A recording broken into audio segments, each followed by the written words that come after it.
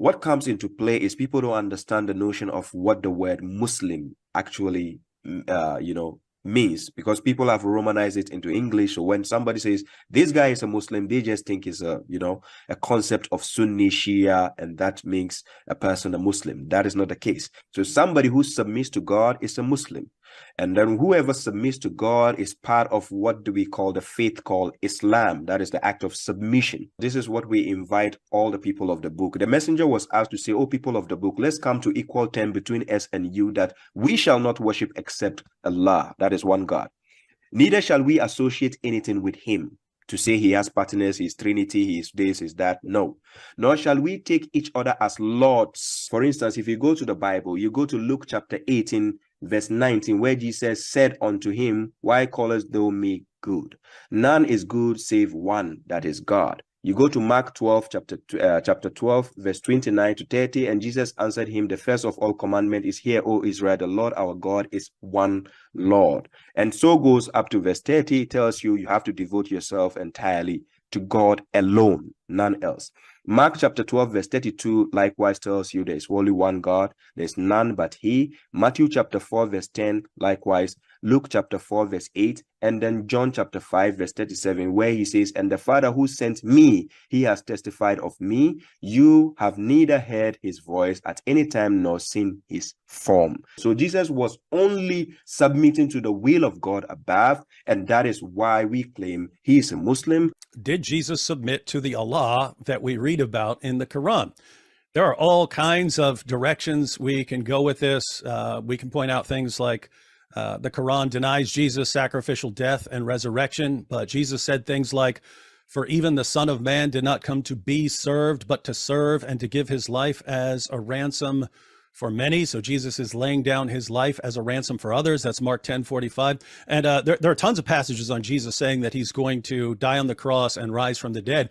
Interestingly, some of them are passages that Shuaib was quoting, where if he just keep reading, he would see all kinds of things that completely contradicts Islam. So Shuaib quotes the Gospels to prove his points, even though the points he's quoting, even though the passages he's quoting thoroughly contradict Islam. So for instance, he quoted Luke 19.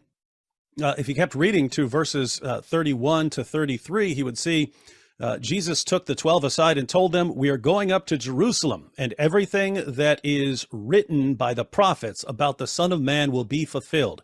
He will be delivered over to the Gentiles. They will mock him, insult him, and spit on him. They will flog him and kill him. On the third day, he will rise again. So I kind of don't know what to do when people keep quoting passages where if you just keep reading it completely destroys the point they're making. According to the Quran, the worst sin anyone can commit is shirk, associating a partner with Allah. Surah 19 says that the universe is about to rip apart when someone says that God has a son. It makes no sense to claim that Jesus was a devout Muslim prophet if he and everyone around him were committing the worst possible sin over and over again like a beating drum. It just doesn't make sense to call Jesus or his followers Muslims. Are you the Christ, the Son of the Blessed One? Jesus answers, I am, and you shall see the Son of Man sitting at the right hand of power and coming with the clouds of heaven. They declared that this is blasphemy and that he has to be sentenced to death because of this. So the Father identifies Jesus as the Son of God. Jesus identifies himself as the Son of God. The Holy Spirit identifies Jesus as the Son of God. The angel Gabriel identifies Jesus as the Son of God. The prophet John the Baptist identifies Jesus as the Son of God. Jesus' apostles identify him as the Son of God. Martha identifies him as the Son of God. The Romans identify him as the Son of God.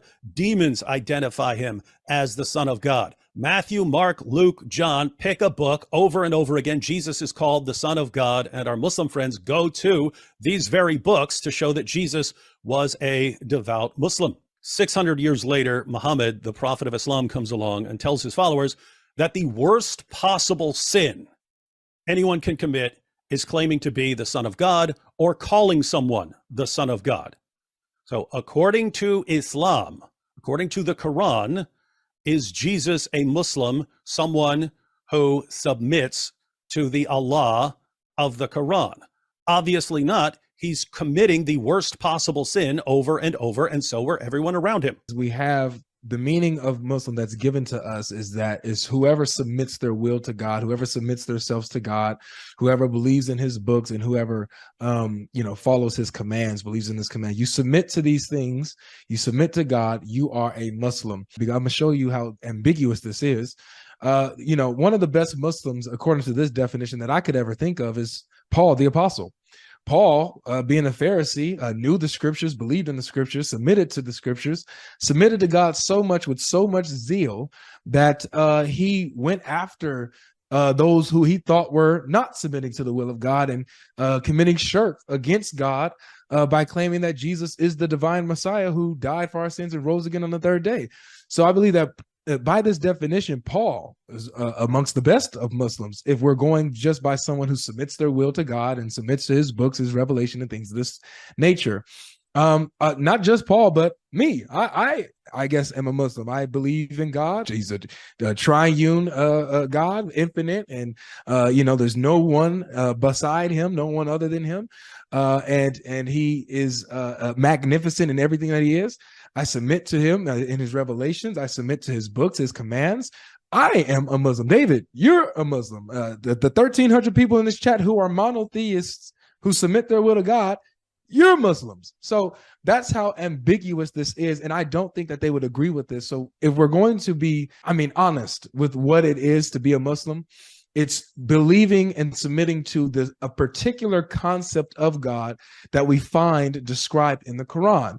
The God that it begets not, and nor is he begotten. The God who is not a father to anyone in any sense. The God who has no children, has no partners, and the God who is not a Trinity. The God who is absolutely singular in his essence, a singular person. That's the God that you have to submit to in order to be a Muslim specifically. If that's really the definition, then let's see if Jesus, the Jesus of Nazareth, the first century Jew, the Messiah, historically lines up with that concept of God. Did he submit to the God who has no sons, to the God who is absolutely singular in his essence, to the God who has, within himself, no one is with him, no family or anything of this nature? Is that the God that Jesus believed in and submitted to? And ironically, as what was mentioned, our Muslim friends quote the Bible. They went to the Bible to substantiate this idea that Jesus is a Muslim. Mark chapter 12 was quoted, verse 29, where Jesus says, that there's only one God and things of this nature. Earlier in Mark 12, starting at verse 1 to 10, Jesus differentiates himself from the servants who are the prophets, gives the parable of the vineyard. The vineyard owner sends his servants, who are the prophets, to the people that he loaned the land to, which is Jerusalem, which is Israel, the Jews. But they kept killing his servants. They kept killing the prophets, and he kept sending them and sending them. They kept killing them and abusing them and rejecting them. But then it says here, yet he still had one to send, a beloved son. So notice that the son is distinct from the servants. Why? He said, my beloved son, finally, he sent to them saying, they will respect my son. But those tenants said to one another, this is the heir. Come, let us kill him, and the inheritance will be ours. And they took him and killed him and threw him out of the vineyard. What will the owner of the vineyard do? He will come and destroy the tenants and give the vineyard to others. So Jesus, referring to himself, is the son who is distinct from the servants, the prophets, who is the heir of the Father, of God, the heir of all things, right? The one who will receive all things that God owns, including the prophets. So Jesus is identifying himself as the owner of the prophets, the one who inherits all things, creation and all. And this is who Jesus is saying he is in Mark 12. Is this in Islamic teaching? Can you be a Muslim and claim that God is your father, that Allah is your father? Can you be a Muslim and claim that you are the son of Allah, the inheritor of Allah, the one who will receive all things that Allah owns, and that you, including the prophets, that you own the prophets? If we narrow it down, we know it's specifically about the Islamic God. And when we go into passages, John chapter 5 was quoted, for example. They said it. We didn't quote these. They did. They said Jesus submits his will to the Father in John chapter 5. Absolutely, it's true. But guess what else he says? He says that the Father shows the Son all things that he does. So there's nothing that the Father does without the Son. Does Allah ever work alone? Does he always do things with the Son? Guess what else? Jesus says that whatever the Father does, that the Son does also. Jesus says that he can do whatever Allah can do. Also in John 5, we haven't even left John 5 yet. There's so much more to get to. In John 5, he says that all may honor the Son just as they honor the Father. My question would be, how do you honor Allah? Is it through worship? Is it through your supplication? Jesus says that you have to honor him the same way you honor Allah. Is that Islamic? I don't think so.